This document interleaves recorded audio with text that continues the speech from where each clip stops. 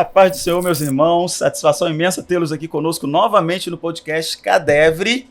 Estamos hoje com mais uma presença abençoadíssima, Gabriel Guedes, cantor e compositor,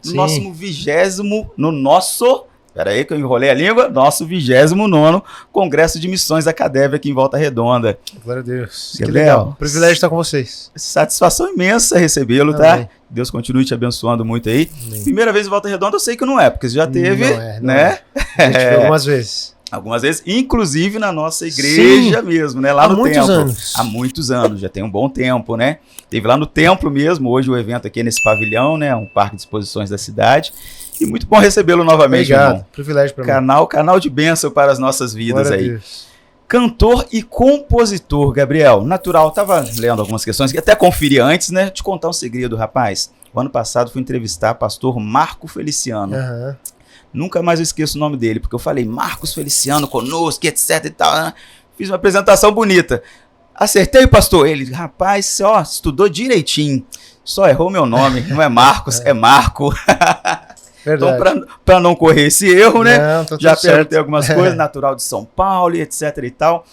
Mas, Gabriel, fala pra gente, meu irmão, como que tem sido essa caminhada Brasil afora, países e etc e tal, levando a palavra de Deus cantada, né? Uhum. Eu, particularmente, né, não sou músico, não sou cantor, mas encaro muito assim. Como que tem sido essa caminhada, meu amigo? Cara, sempre que me perguntam assim, como é ter um ministério de louvor itinerante e levar a palavra de Deus através da música, sim, eu sempre coloco os dois principais pilares que eu sinto. Primeiro, um privilégio enorme. Cara, como é bom e como eu me sinto privilegiado de ter sido escolhido por Deus para ser um canal de bênção para a vida de pessoas. Por exemplo, hoje aqui tirei foto com várias crianças que são abençoadas através das canções, dos louvores, e querendo ou não, servindo de inspiração para que elas também busquem a Deus, para que elas toquem um instrumento, para que elas se apaixonem pelo ministério de louvor e adorem ao Senhor, mas por outro lado também a responsabilidade é gigantesca. Tipo, justamente, por exemplo, essas crianças, elas te têm como referencial, então você precisa de fato ser um cara de Deus, posicionado, ter comunhão com o Senhor, para que a sua referência não se torne um escândalo, não se torne uma má influência. Então, é muito prazeroso, mas é um prazer que vem com uma responsabilidade muito grande. Exato. E você falando justamente sobre as crianças, Gabriel, você começou cedo. Comecei também. cedo. E como que foi um pouquinho desse início? Só uma palhinha, assim, eu sei que seu tempo tá apertado, tá? Corrido, eu não vou estender muito, mas eu gosto desses assuntos, desses ganchos, assim, que a gente chama. Legal. Porque eu gosto muito de trazer questões inspiradoras, Gabriel. Uhum. Eu tenho até um outro podcast e tal, que eu falo muito sobre isso. Eu gosto de histórias inspiradoras. Legal. E eu acho que a história de sucesso, né, tanto espiritual, como na carreira, como ministerial, acho que isso inspira as pessoas. Sim. Uma palhinha, como que foi seu início aí, bem novinho ainda? Quando criancinha, meus pais já notaram que eu tinha afinação, tinha um pouco de talento para a área musical, e por parte de mãe, a família dela é toda musical. Por parte de pai, não. Mas então, ela já tinha esse feeling, que já cantava muito em casa, até ela toca violão e tudo mais. Então, eles me colocaram para estudar teclado muito cedo. Fiz conservatório, fiz aula particular, fiz um monte de coisa. E com 12 anos, o tecladista da igreja não foi mais e falaram, Gabriel, é você, é o que a gente tem agora, se vira. E daí eu comecei a ministrar junto, é claro que muito limitado ali, no básico, e com o tempo a coisa foi progredindo, eu comecei a conseguir cantar junto e tocar, antes não era assim. Mas a minha grande formação, sem dúvida, foi a igreja local, as fogueiras da igreja local, que a irmãzinha começa a cantar e você tem que acompanhar e tudo mais. As músicas que você até nem conhece, mas enfim. E até hoje louvo a Deus e agradeço aos meus pais por terem me enraizado na igreja local. Porque é realmente a grande escola dos músicos que servem a Deus. Sim. Agora, sobre a questão de ministração da palavra e louvor, não gosto de pôr ninguém... Você falou fogueira, aí eu vou usar a palavra. Não gosto de pôr ninguém em fogueira, nem nada polêmico, tá? Mas Em alguns casos, Gabriel, às vezes as pessoas comentam sobre agora é a hora mais importante da palavra e tudo. Diante de Deus não é nada polêmico, tá? Só mesmo a sua opinião, a sua visão, só, tá? Não é a nossa intenção fazer nada polêmico, não. Mas assim, qual a sua visão a respeito disso? Porque nós já começamos falando justamente sobre isso. É a palavra de Deus cantada, né? Eu particularmente encaro como isso. Você, no seu entendimento, tem realmente uma separação nesse sentido, Gabriel? Dizendo assim, da questão de importância, qual tem maior ou menor, eu creio que um é complemento do outro. Exato. É o meu pensamento. Imaginei. O culto começa com nós, como igreja, entregando algo ao Senhor. Sim. Depois que a gente deu o nosso melhor, o nosso culto de louvor e adoração a Ele retribui falando de volta conosco. Então eu acho que o louvor acaba até sendo uma preparação também para quebrantar o nosso coração, baixar os nossos escudos, preparar o nosso espírito para de fato estarmos sensíveis para ouvir o que Deus quer falar. Sim. Em uma ministração, Deus usa um pastor para falar a mesma mensagem, mas essa mensagem toca corações de diferentes formas, mediante a nossa sensibilidade. Verdade. Então, eu acho que é um complementa o outro e é claro, às vezes a gente tem um culto só de louvor, ou às vezes a gente tem um culto que não teve louvor e tem só a ministração da palavra ou ensino. Sim. Tudo faz parte, mas nenhum se sobrepõe ao outro. Eu penso mais ou menos parecido, mais ou menos não, parecido, é complementar. Vou caminhar para o fim. Eu só preciso o seguinte, eu preciso de 2 tópicos aqui muito rapidinhos. Justamente por causa disso, como nós falamos, eu vou e volto, né? Às vezes meus pensamentos aqui ficam.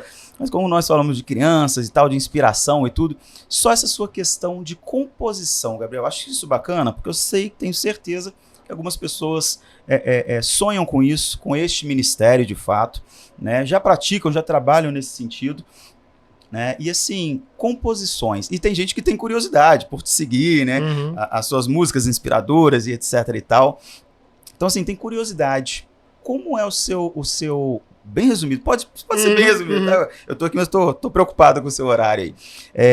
Mas bem resumido, como que flui isso para você, essa questão de composição? Ontem nós falamos aqui, Canção e Louvor, tava aqui sentadinho com a gente tocou nesse assunto também. Eu acho que é algo bacana para as pessoas conhecerem quem já está, entendeu? Nesse sentido. Eu não me considero um compositor de mão cheia. Eu explico. Tenho conhecidos que você fala, componha algo sobre televisão. O cara vai pegar e te entrega lá uma coisa linda. E, tipo, não funciona desse jeito.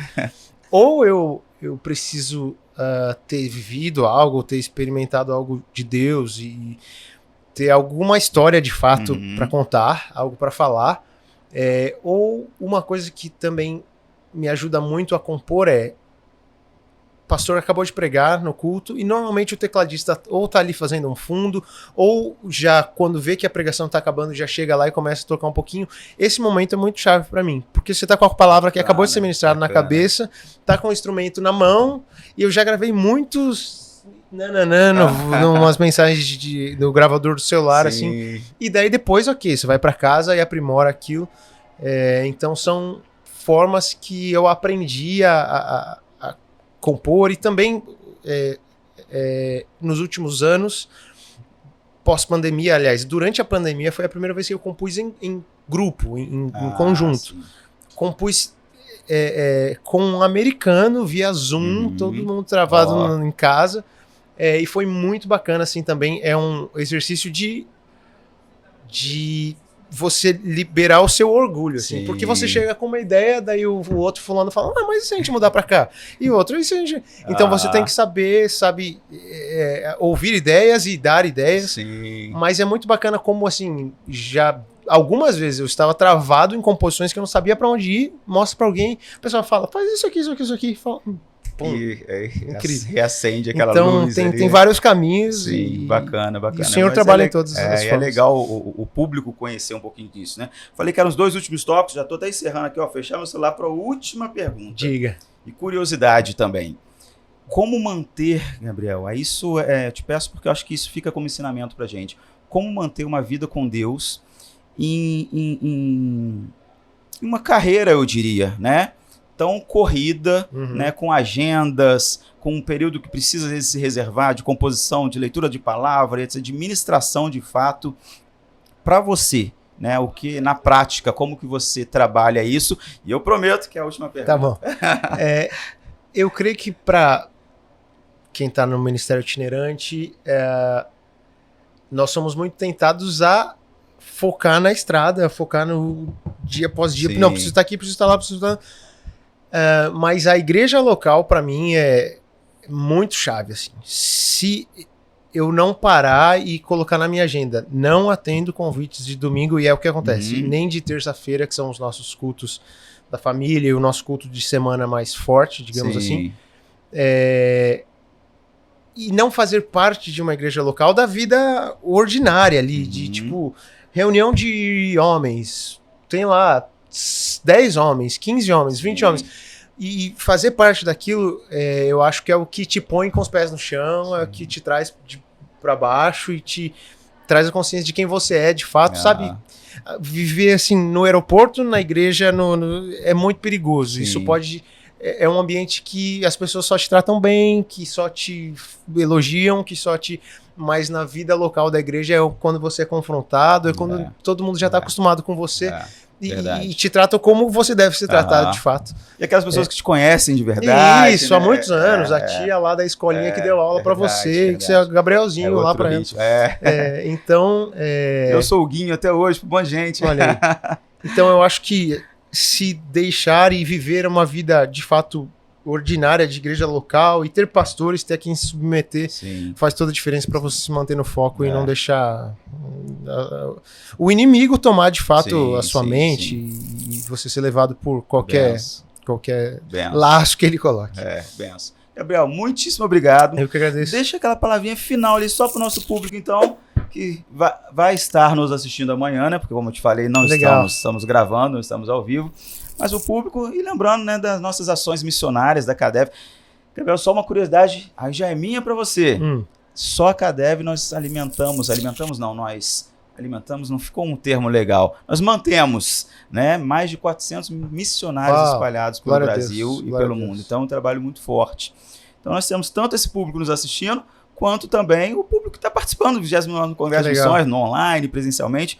Deixa só aquele alô para esse pessoal e a gente está encerrando. Beleza, eu vou aproveitar o tempo para fazer um merchan também. Estou lançando música nova na próxima semana, terça-feira, a canção chamada Me Alegrar.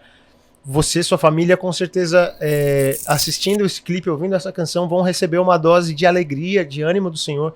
Então, te convido terça-feira. Virou de segunda para terça, meia-noite, o lançamento em todas as plataformas de música. E ao meio-dia nós lançamos o clipe no nosso canal. Vai abençoar muito a vida de muita gente com alegria. E eu aproveito para dizer que, cara, fique focado em Jesus Cristo. Ele é o autor e consumador da nossa fé. Ele é aquele a quem nós devemos ter de fato como o nosso principal referencial, aquele que de fato se entregou por nós, mudou a nossa vida, mudou a nossa história, e ele nunca, nunca, nunca vai te decepcionar. Então fixe seus olhos em Jesus. Bom. E um grande abraço, Deus abençoe. É isso, meus irmãos, muitíssimo obrigado, Gabriel. Deus te abençoe, meu irmão. Amém, muito obrigado, tá? Obrigado pela sua presença no evento e por sua participação aqui, de desprender um tempo para abençoar tantas vidas. E até o próximo podcast, gente. Lembra de curtir, compartilhar e fazer tudo que você puder aí para abençoar o maior número possível de vidas. Deus abençoe. Valeu.